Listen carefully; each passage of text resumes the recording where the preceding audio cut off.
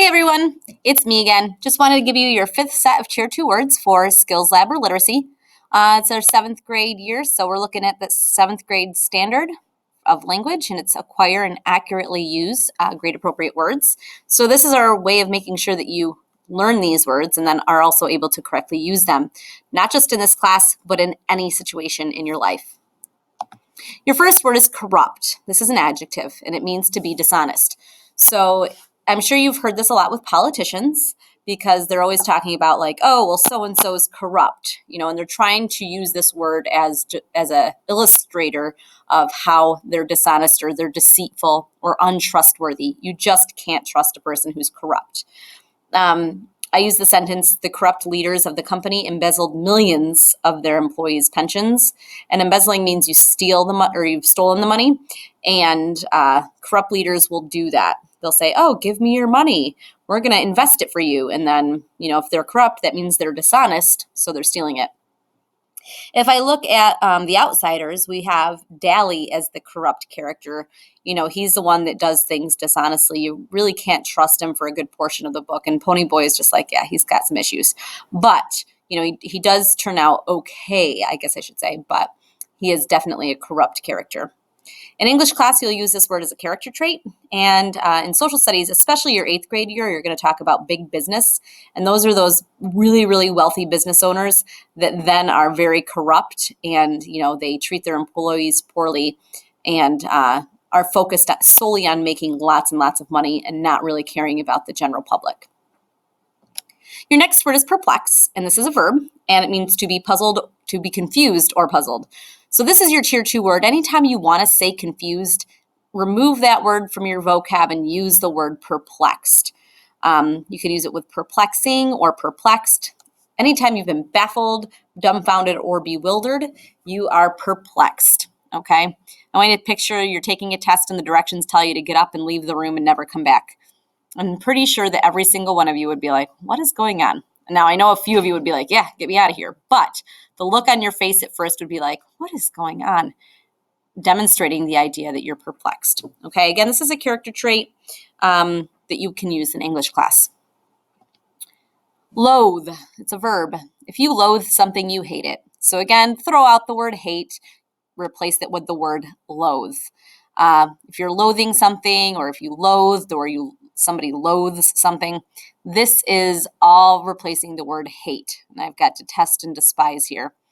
I don't really hate a lot of things or loathe a lot of things, but my father loathes onions. I really enjoy them, but he cannot stand them, doesn't want anything to do with it. I guess I really loathe things that waste my time. I think that would probably be the thing that I loathe. But again, hate is such a strong word that you really have to use loathe the same way. I mean, it's not really healthy to loathe things. Okay. ELA class, it's definitely a tone that you can use, like it's a loathing tone that somebody can say something in. And it's also a way a character can feel when they hate something.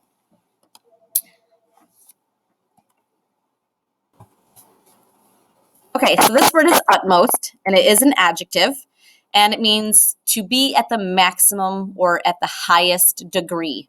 A lot of you think the word is up, U-P, upmost, but it's U-T. As you can see on the screen, it's utmost. Sentences, I guess, would be the easiest way to demonstrate what this word means.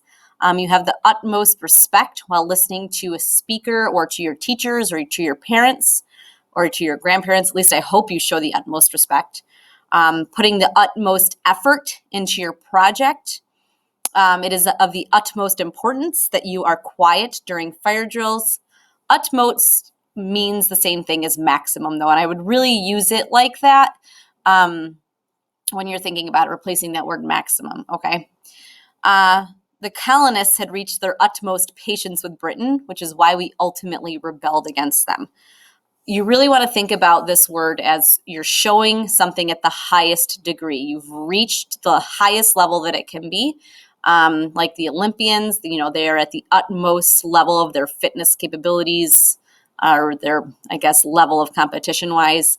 But you're looking at the maximum there.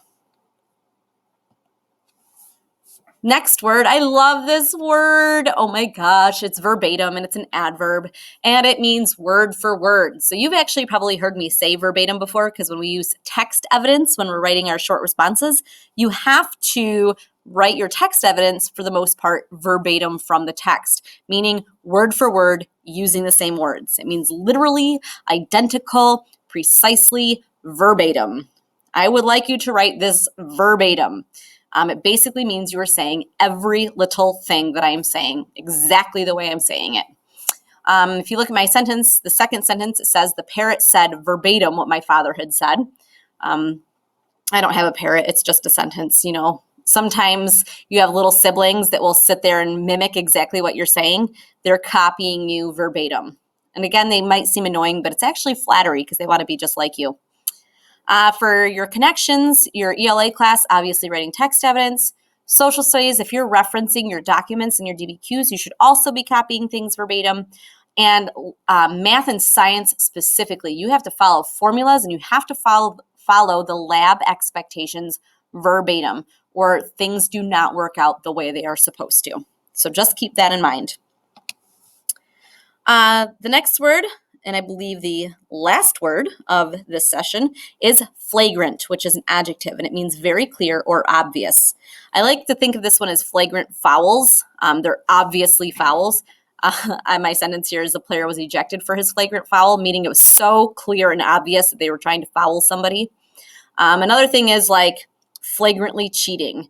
Terrible idea. Don't ever do it. It just means that you're like obviously doing something inappropriate. Back when the cell phones used to not be able to use in class, like some students they would just pull it out on their desk and start using it. And you're just like, dude, seriously? Quit being so flagrant, which means obvious.